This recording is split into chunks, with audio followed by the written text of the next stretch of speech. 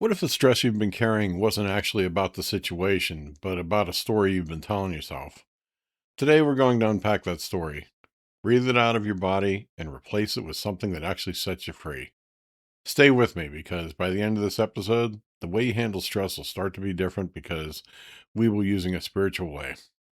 Welcome to Mystical Journeys with Jase.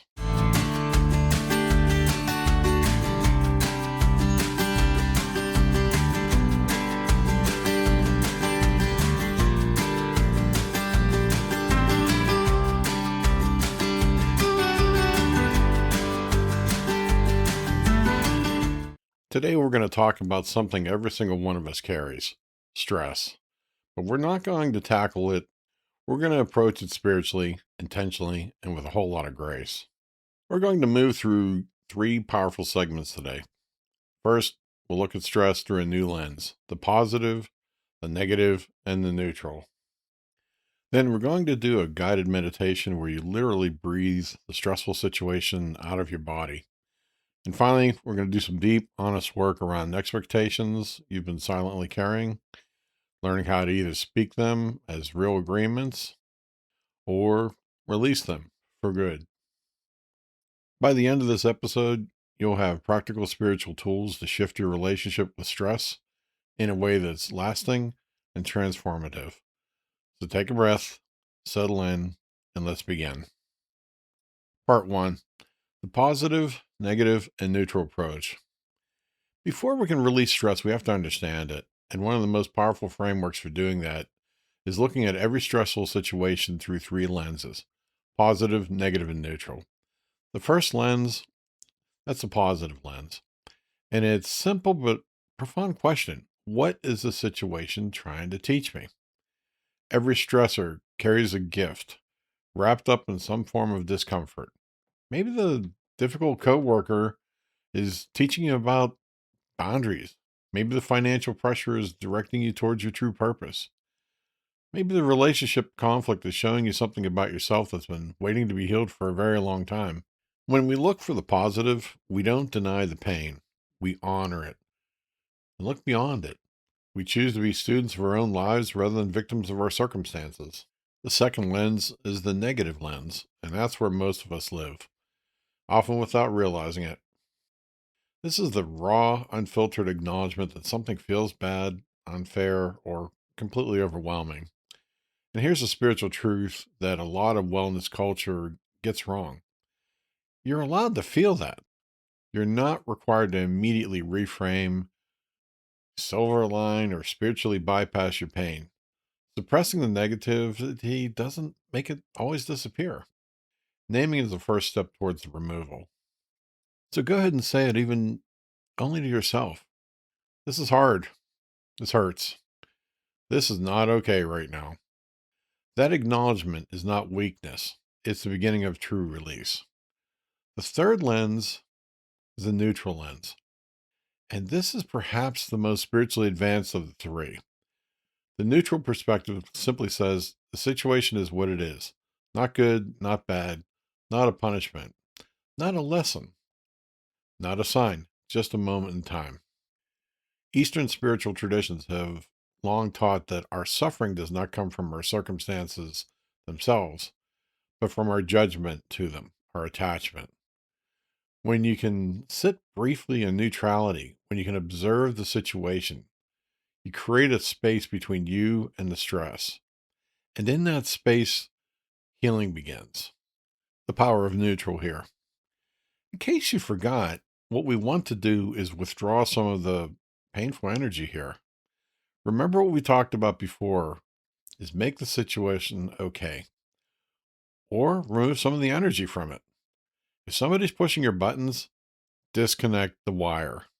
Just let them push your buttons, but don't give them a reaction. So the next time stress arrives, try moving through all the three lenses intentionally. Acknowledge the negativity honestly, search for the positive genuinely, and make it okay in the neutral. You'll be amazed at how much lighter you feel when you stop fighting this part time reality.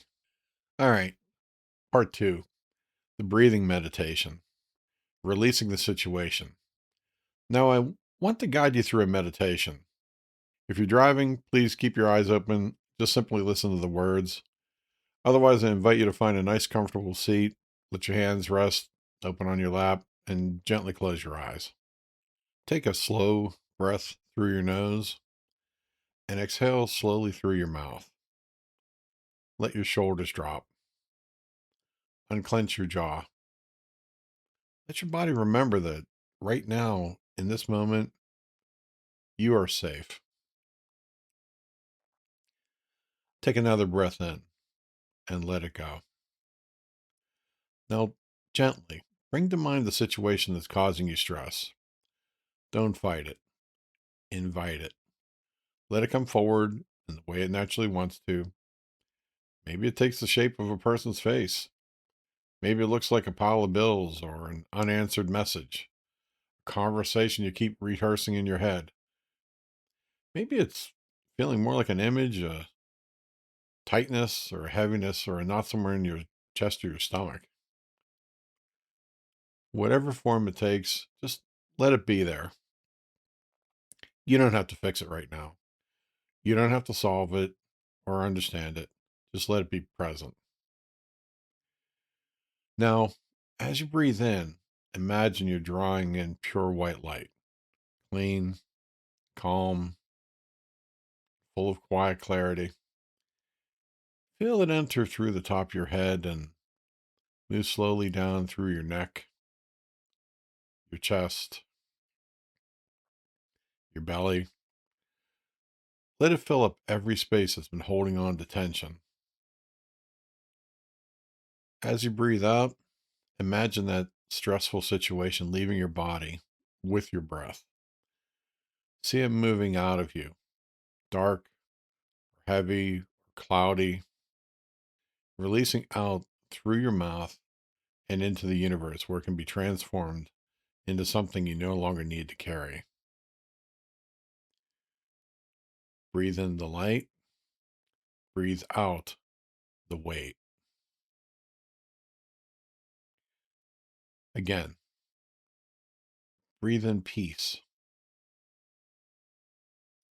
breathe in clarity, breathe in the knowing that you're bigger than this moment, and breathe out the situation, all of it, the worry, the resentment, the confusion, the fear. Let it go with this next breath.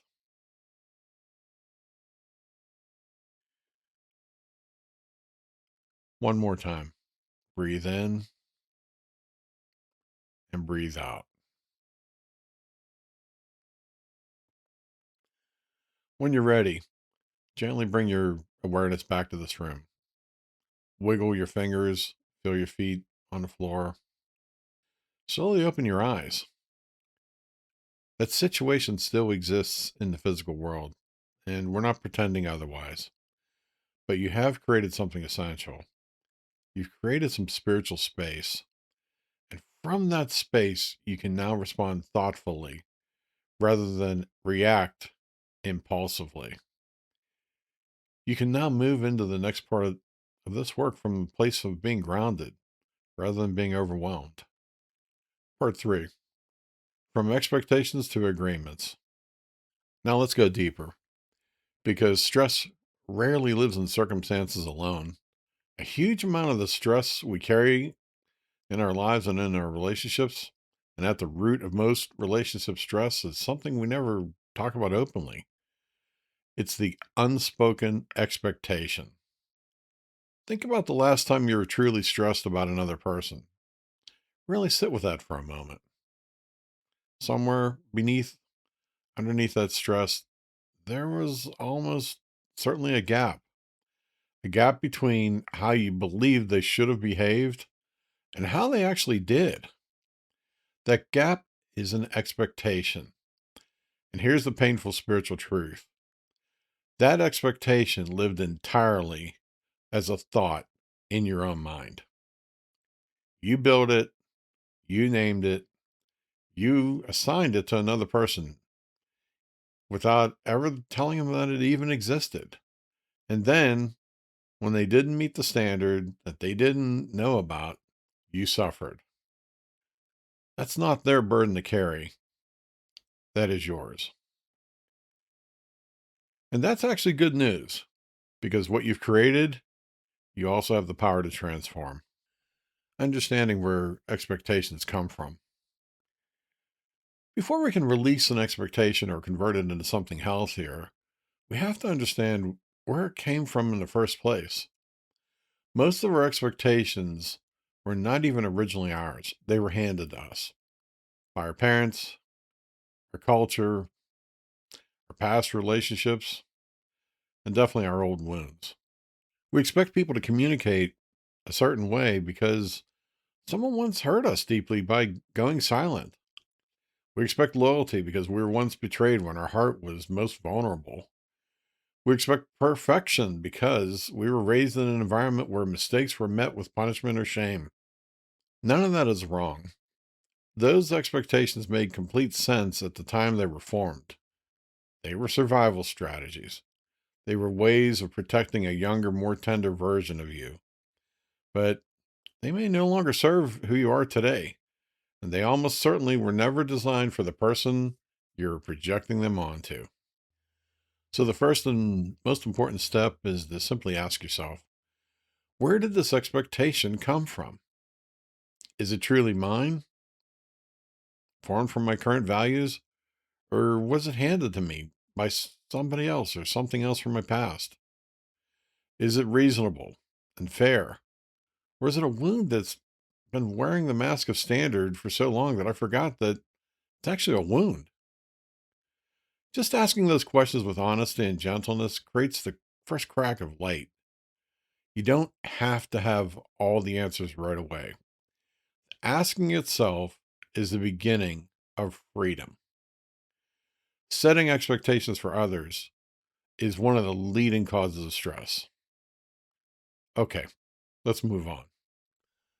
Identifying what's non negotiable. Now, this is important. Not every expectation should be released. Some expectations are not wounds.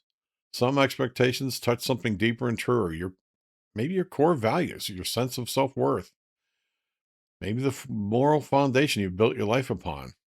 Those, those things do need to be honored, but not as silent resentments festering beneath the surface. They deserve to be spoken. This is where you do the honest inner work. Sit quietly. And if you want, return to the breathing meditation we did earlier to get centered before you begin. And ask yourself sincerely, what truly matters to me in the situation? What would I be betraying about myself if I let this go without ever saying a word? Write it down if that helps you. And get specific. Not, I need more respect, but I need you to speak to me without raising your voice. Not, I need you to care more, but I need you to follow through when you're making a commitment to me. Vague expectations stay trapped in your own mind, growing heavier with every single disappointment. Specific ones can be lifted out of your mind, spoken aloud, and transformed into something real that the other person can actually respond to. Being specific is an act of courage. It means you have to get clear enough about your own needs to name them. And that level of self awareness is deeply spiritual work. Set agreements instead of setting expectations. This one's a little tougher to do and takes a bit more effort because you have to work out what agreement you want first between you and the partner or situation. And then once you have that agreement, you have to get all parties involved to come to an understanding and agree to follow it this way. If your agreement is going to involve another person, then it's time to have a conversation. And that way, you enter the conversation, changes absolutely everything about how it goes. Come from a place of calm, not from accusation. Come from a place to make a nice connection, not a desire to win. When we approach difficult conversations in an emotionally heightened state, when we come in hot, defensive, or are already certain that the other person is wrong, yes, from a bad energy place, they immediately go into their own defensive mode and nothing of real value gets resolved. But when you enter grounded, open, and genuinely seeking understanding, you create a space where honesty and the good energy of an agreement can actually land and be received. Begin by sharing why this matters to you, not leading with what they did wrong, but with what you value and why it's important to who you are. People respond to vulnerability in a way they simply can't respond to blame. Blame closes people down. Vulnerability opens them up. Then be very specific about the behavior you're asking for and ask clearly and directly, can you agree to this? Not, I hope you'll try. It would be nice if you could, but a real conscious mutual agreement. Both of you saying yes with full awareness of what you're agreeing to. Here's something many people forget in these conversations. Be prepared to return the favor. Ask the other person what they need from you. What expectations have they been silently holding on to that have unknowingly been met by you? A true agreement is not a list of demands, it's a covenant of mutual care and mutual accountability. This is where the spiritual dimension of relationships lives. An agreement says, I see you, I see myself, and I believe we can meet each other honestly. It replaces the invisible, exhausting scorecard of unmet expectations with something healthier, something spoken, something shared, definitely something real. Once that agreement is made, honor it, both of you, because agreements only carry the weight you give them through your consistent daily actions. When an agreement cannot be reached, sometimes, despite your best efforts and your most grounded, open hearted conversations, the other person cannot or will not meet you where you are. This is one of the most spiritually challenging places a person can stand. If you cannot convert a non negotiable expectation into a mutual agreement, you're left with a choice only you can make, and no one can make it for you. Do you release the expectation and choose to accept the person as they are, fully, without conditions? Or do you accept honestly that this relationship in its current form cannot give you what your soul genuinely needs? There's no shame in either answer. Both paths requires a lot of courage and deep self-honesty. But before you make that choice, ask yourself a question. Am I holding on to this expectation because it truly reflects my deepest values? Or am I holding on because letting go feels like losing and my ego's not ready to release that? Because sometimes what we call a non negotiable is actually just our pride refusing to soften. Sometimes it's genuinely a line we cannot cross without losing ourselves. Only you know the difference. And getting still and honest enough to know the difference is the work. What I will say is this: living, breathing, beautifully imperfect human being is almost always more than holding on to the thought you've been constructing in your mind. Expectations are stories. People are irreplaceable. Choose wisely and choose from love, not from fear. Learning to actually let go. So, how do you actually let go of an expectation? Not just intellectually, not just as a concept you nod along to, but truly in your body and your spirit. Start by acknowledging the expectation fully without judgment. Name it out loud. Write it in a journal. I expect you to show up for me, and you didn't. I expected to be chosen, but I wasn't. I expected things to go differently. They didn't. Let yourself feel whatever comes up in the wake of that naming: anger, grief, disappointment, relief. All of them are valid.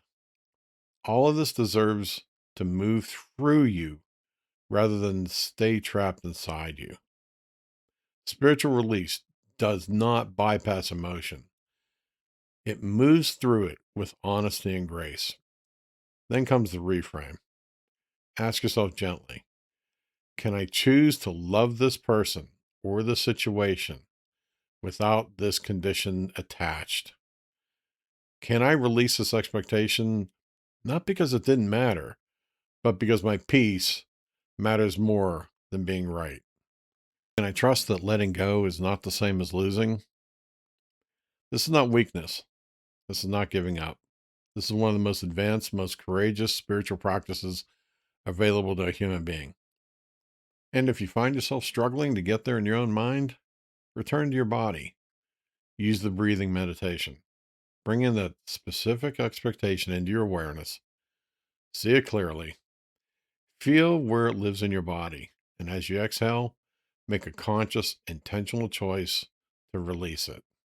Not to suppress it, not to pretend it was never real, but to set it down, to breathe it out, to let the universe hold it so you no longer have to. You may need to do this more than once. Letting go is rarely a single moment, it's often a practice, something you return to again and again until one day you realize the weight's just simply gone. Be patient with yourself in that process. You're doing sacred work. And when you finally get there, and you will, something extraordinary happens. You free two people at once. The other person is released from the standard that they may never have known existed. And you are freed from the exhausting, endless labor of managing a reality that was never within your control to begin with. You are free to love them as they actually are, fully, presently, and without condition. That's not a small freedom. That's the kind of freedom that quietly changes everything. So here's what I want you to carry with you from today's episode. Look at your stress through all three lenses: positive, negative, neutral. Don't skip any of them. Each one has something essential to offer you. Practice a breathing meditation, even for just 5 minutes. When stress arrives, just give your body a way to participate in the release, not just your mind. And do honest, courageous work of examining your expectations. Ask where they came from. Identify which ones touch your non negotiable values, need to be spoken out as real agreements. Have the calm, specific, vulnerable conversation. Return the favor. Honor the ground rules you've set together. And for expectations that no longer serve you, the ones rooted in old wounds and fear and the need to control what can't be controlled, practice releasing them one breath at a time. You were never meant to carry all of this alone. And your peace that you're looking for is not somewhere out there waiting for the circumstances of your life to change. It's here. It's available to you right now on the other side of a single breath. If this episode stirred something inside you, I want to invite you to do one thing before your very next conversation with someone who's been causing you stress. Take out a piece of paper or open up the note on your app.